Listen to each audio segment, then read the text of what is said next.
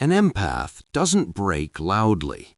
There is no dramatic explosion, no obvious turning point that everyone notices. What happens instead is much quieter, much deeper, and far more permanent. At first, they keep loving the same way. They keep understanding. They keep forgiving. But after being hurt too many times, something inside them begins to change in ways even they don't fully understand. And once this internal shift happens, the empath you once knew is never quite the same again. In the beginning, an empath processes pain differently than most people. When they're hurt, they don't immediately think about protecting themselves. Their first instinct is to understand. They replay conversations in their mind, not to blame, but to see what they might have missed. They ask themselves what the other person was feeling, what wounds they might be carrying, and how they can respond with more compassion next time. This deep emotional processing is one of their greatest strengths, but it's also what makes repeated hurt so dangerous for them. Each emotional injury doesn't just register as pain, it registers as meaning. An empath doesn't feel hurt and move on. They absorb the experience, connect it to past wounds, and store it in their emotional memory. Over time, these experiences begin to form a pattern. The empath starts to notice that the people they care about most are often the ones who hurt them the deepest. This realization doesn't come with anger at first. It comes with confusion. They wonder why giving so much seems to lead to so much pain. As the hurt continues, the empath's nervous system starts to shift into survival mode. Their body begins to associate closeness with danger.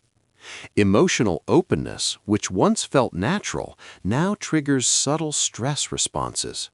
Their heart may race during conversations that used to feel safe. They may feel exhausted after social interactions, even with people they love. This isn't weakness, it's the nervous system learning from repeated emotional injuries. Internally, trust begins to erode long before the empath admits it to themselves. They still want to believe in people, they still hope for change, but a quiet voice inside starts saying, "Be careful."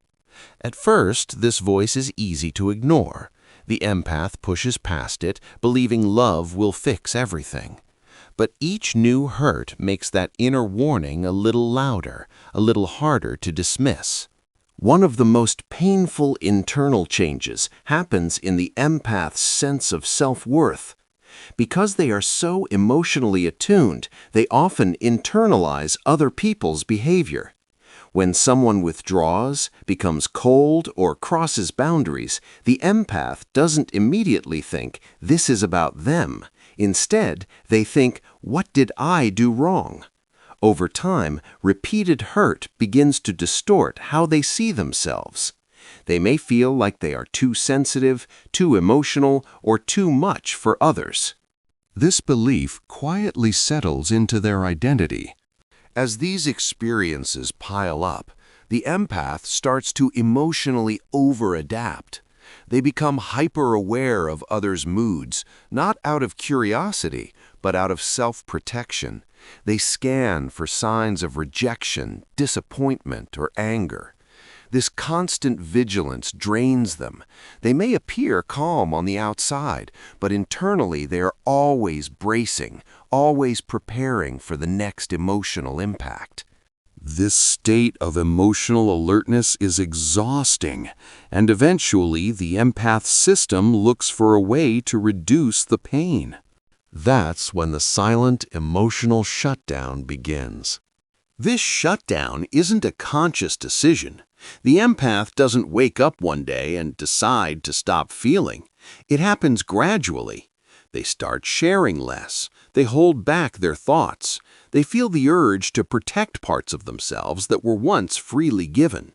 Emotionally, it feels like turning the volume down on life. The highs are quieter, but so are the lows.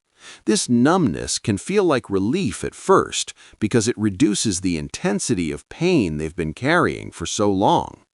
Inside, however, this shutdown is a form of grief.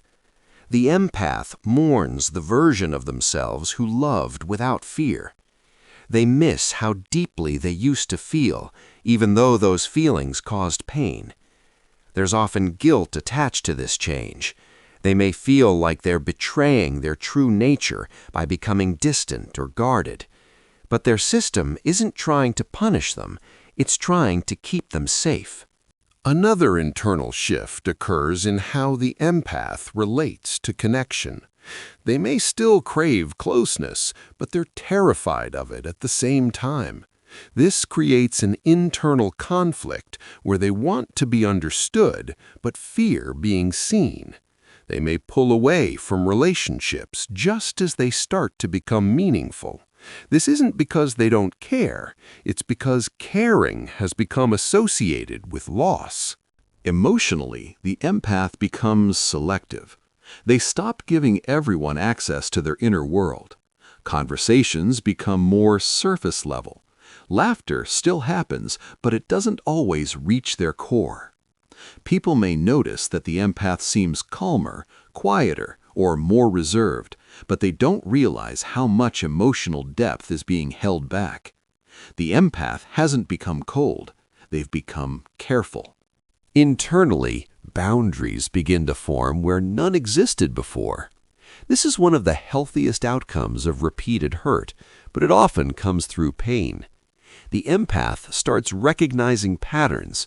They notice who takes without giving, who invalidates their feelings, and who only shows up when it's convenient. Instead of explaining themselves endlessly, they withdraw their energy. This can feel uncomfortable at first, but it's a sign of growth. However, even as boundaries strengthen, there is often a lingering sadness. The empath understands people deeply, but feels less understood in return. They may feel emotionally alone, even when surrounded by others. This loneliness isn't about isolation, it's about the absence of emotional safety. They long for a connection where they don't have to armor themselves. What most people never realize is that when an empath finally pulls away, it's not sudden.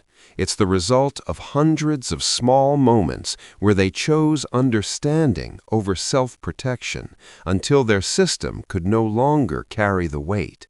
The silence you see on the outside is often the loudest form of pain on the inside. If you've noticed an empath in your life becoming quieter, more distant, or less emotionally available, it may not be because they stopped caring. It's more likely because they cared for too long without being protected.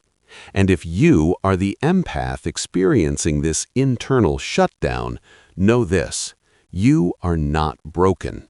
Your system adapted to survive. Healing begins when you realize that protecting your heart doesn't mean closing it forever. It means choosing where and with whom you allow it to stay open.